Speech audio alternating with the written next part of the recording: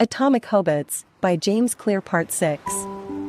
Voiced by Storyteller's Chamber. The best way to start a new habit. In 2001, researchers in Great Britain began working with 248 people to build better exercise habits over the course of 2 weeks. The subjects were divided into 3 groups. The first group was the control group. They were simply asked to track how often they exercised.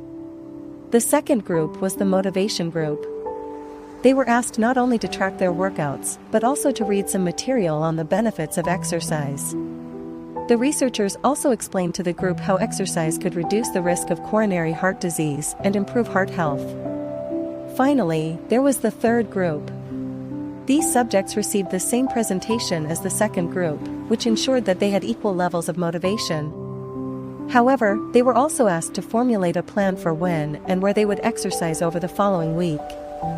Specifically, each member of the third group completed the following sentence: "During the next week, I will partake in at least 20 minutes of vigorous exercise on, day, at, time, in, place."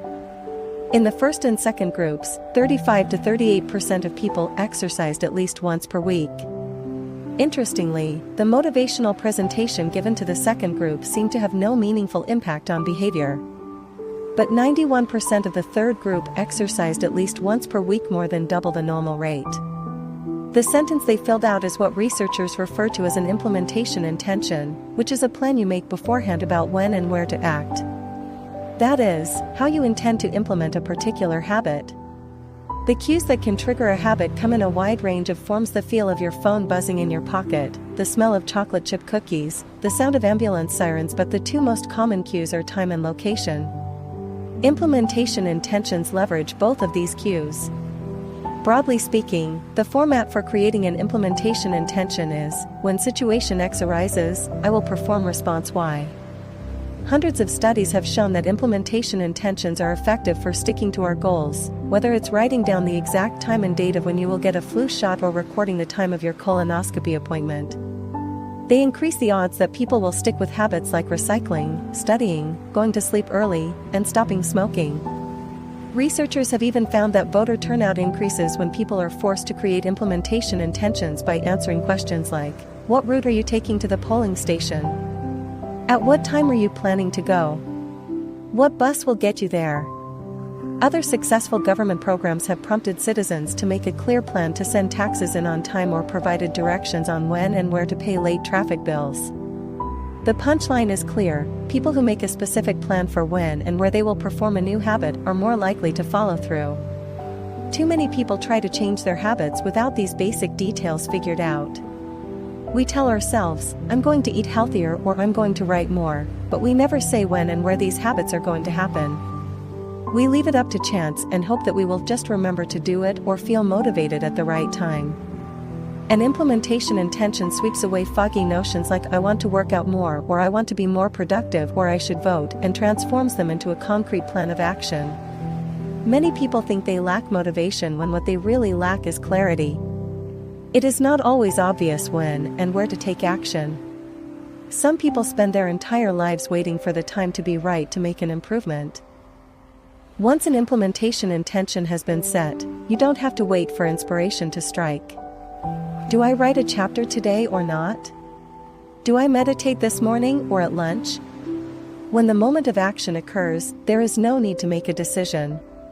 Simply follow your predetermined plan. The simple way to apply this strategy to your habits is to fill out this sentence: I will, behavior, at, time, in, location. Meditation. I will meditate for 1 minute at 7 a.m. in my kitchen. Studying. I will study Spanish for 20 minutes at 6 p.m. in my bedroom. Exercise. I will exercise for 1 hour at 5 p.m. in my local gym. Marriage. I will make my partner a cup of tea at 8 a.m. in the kitchen. If you aren't sure when to start your habit, try the first day of the week, month, or year. People are more likely to take action at those times because hope is usually higher. If we have hope, we have a reason to take action. A fresh start feels motivating. There is another benefit to implementation intentions. Being specific about what you want and how you will achieve it helps you say no to things that derail progress, distract your attention, and pull you off course. We often say yes to little requests because we are not clear enough about what we need to be doing instead. When your dreams are vague, it's easy to rationalize little exceptions all day long and never get around to the specific things you need to do to succeed. Give your habits a time and a space to live in the world. The goal is to make the time and location so obvious that, with enough repetition, you get an urge to do the right thing at the right time, even if you can't say why. As the writer Jason Zweig noted, obviously you're never going to just work out without conscious thought. But like a dog salivating at a bell, maybe you start to get antsy around the time of day you normally work out. There are many ways to use implementation intentions in your life and work. My favorite approach is one I learned from Stanford professor B.J. Fogg, and it is a strategy one referred to as habit stacking. Habit stacking, a simple plan to overhaul your habits. The French philosopher Denis Diderot lived nearly his entire life in poverty, but that all changed one day in 1765.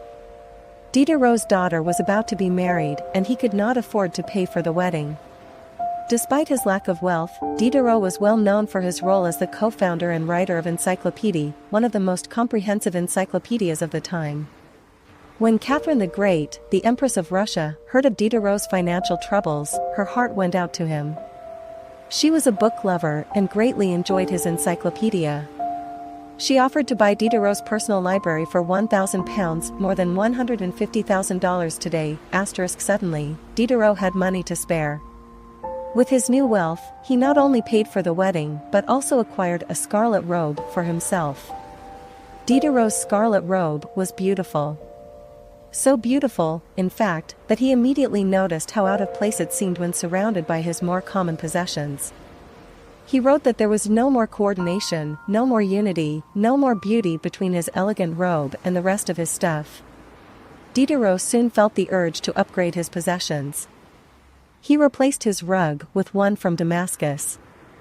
He decorated his home with expensive sculptures. He bought a mirror to place above the mantel and a better kitchen table. He tossed aside his old straw chair for a leather one. Like falling dominoes, one purchase led to the next. Diderot's behavior is not uncommon. In fact, the tendency for one purchase to lead to another one has a name: the Diderot effect. The Diderot effect states that obtaining a new possession often creates a spiral of consumption that leads to additional purchases. You can spot this pattern everywhere. You buy a dress and have to get new shoes and earrings to match. You buy a couch and suddenly question the layout of your entire living room. You buy a toy for your child and soon find yourself purchasing all of the accessories that go with it. It's a chain reaction of purchases. Many human behaviors follow this cycle. You often decide what to do next based on what you have just finished doing. Going to the bathroom leads to washing and drying your hands, which reminds you that you need to put the dirty towels in the laundry, so you add laundry detergent to the shopping list, and so on. No behavior happens in isolation. Each action becomes a cue that triggers the next behavior. Why is this important? When it comes to building new habits, you can use the connectedness of behavior to your advantage. One of the best ways to build a new habit is to identify a current habit you already do each day, and then stack your new behavior on top. This is called habit stacking. Habit stacking is a special form of an implementation intention. Rather than pairing your new habit with a particular time and location, you pair it with a current habit. This method, which was created by B.J. Fogg as part of his Tiny Habits program, can be used to design an obvious cue for nearly any habit. The habit stacking formula is: after current habit, I will new habit. For example, meditation. After I pour my cup of coffee each morning, I will meditate for 1 minute. Exercise. After I take off my work shoes, I will immediately change into my workout clothes. Gratitude. After I sit down to dinner, I will say one thing I'm grateful for that happened today. Marriage. After I get into bed at night, I will give my partner a kiss. Safety. After I put on my running shoes, I will text a friend or family member where I am running and how long it will take. The key is to tie your desired behavior into something you already do each day. Once you have mastered this basic structure, you can begin to create larger stacks by chaining small habits together. This allows you to take advantage of the natural momentum that comes from one behavior leading into the next, a positive version of the Diderot effect. Your morning routine habit stack might look like this. 1. After I pour my morning cup of coffee, I will meditate for 60 seconds. 2. After I meditate for 60 seconds, I will write my to-do list for the day. 3. After I write my to-do list for the day, I will immediately begin my first task. Or, consider this habit stack in the evening. 1. After I finish eating dinner, I will put my plate directly into the dishwasher. 2. After I put my dishes away, I will immediately wipe down the counter. 3. After I wipe down the counter, I will set out my coffee mug for tomorrow morning. You can also insert new behaviors into the middle of your current routines. For example, you may already have a morning routine that looks like this: wake up, make my bed, take a shower. Let's say you want to develop the habit of reading more each night. You can expand your habit stack and try something like, wake up, make my bed, place a book on my pillow, take a shower. Now, when you climb into bed each night, a book will be sitting there waiting for you to enjoy. Overall, habit stacking allows you to create a set of simple rules that guide your future behavior. It's like you always have a game plan for which action should come next. Once you get comfortable with this approach, you can develop general habit stacks to guide you whenever the situation is appropriate. Exercise. When I see a set of stairs, I will take them instead of using the elevator. Social skills. When I walk into a party, I will introduce myself to someone I don't know yet. Finances. When I want to buy something over $100, I will wait 24 hours before purchasing. Healthy eating. When I serve myself a meal, I will always put veggies on my plate first. Minimalism. When I buy a new item, I will give something away. One in, one out. Mood. When the phone rings, I will take one deep breath and smile before answering. Forgetfulness. When I leave a public place, I will check the table and chairs to make sure I don't leave anything behind. No matter how you use this strategy, the secret to creating a successful habit stack is selecting the right cue to kick things off. Unlike an implementation intention, which specifically states the time and location for a given behavior, habit stacking implicitly has the time and location built into it. When and where you choose to insert a habit into your daily routine can make a big difference. If you're trying to add meditation into your morning routine, but mornings are chaotic and your kids keep running into the room, then that may be the wrong place and time. Consider when you are most likely to be successful. Don't ask yourself to do a habit when you're likely to be occupied with something else. Your cue should also have the same frequency as your desired habit. If you want to do a habit every day, but you stack it on top of a habit that only happens on Mondays, that's not a good choice. One way to find the right trigger for your habit stack is by brainstorming a list of your current habits. You can use your habit scorecard from the last chapter as a starting point. Alternatively, you can create a list with 2 columns. In the first column, write down the habits you do each day without fail *. For example, get out of bed, take a shower, brush your teeth, get dressed, brew a cup of coffee, eat breakfast, take the kids to school, start the workday, eat lunch, end the workday, change out of work clothes, sit down for dinner, turn off the lights, get into bed. Your list can be much longer, but you get the idea. In the second column, write down all of the things that happen to you each day, without fail. For example, the sun rises. You get a text message. The song you are listening to ends. The sun sets. Armed with these 2 lists, you can begin searching for the best place to layer your new habit into your lifestyle. Habit stacking works best when the cue is highly specific and immediately actionable. Many people select cues that are too vague. I made this mistake myself. When I wanted to start a push-up habit, my habit stack was, when I take a break for lunch, I will do 10 push-ups.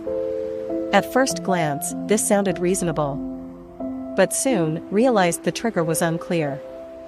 Would I do my push-ups before I ate lunch? After I ate lunch? Where would I do them? After a few inconsistent days, I changed my habit stack to, when I close my laptop for lunch, I will dot in push-ups next to my desk. Ambiguity gone. Habits like read more or eat better are worthy causes, but these goals do not provide instruction on how and when to act. Be specific and clear. After I close the door. After I brush my teeth. After I sit down at the table. The specificity is important. The more tightly bound your new habit is to a specific cue, the better the odds are that you will notice when the time comes to act. The first law of behavior change is to make it obvious. Strategies like implementation intentions and habit stacking are among the most practical ways to create obvious cues for your habits and design a clear plan for when and where to take action. Chapter Summary. The first law of behavior change is make it obvious. The two most common cues are time and location. Creating an implementation intention is a strategy you can use to pair a new habit with a specific time and location.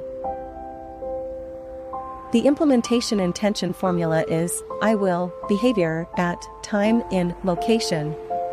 Habit stacking is a strategy you can use to pair a new habit with a current habit. The habit stacking formula is, after, current habit, I will, new habit. Thank you so much for listening this audiobook. I hope you enjoyed it as much as I enjoyed creating it. If you want to see more of my work, please consider subscribing to our channel.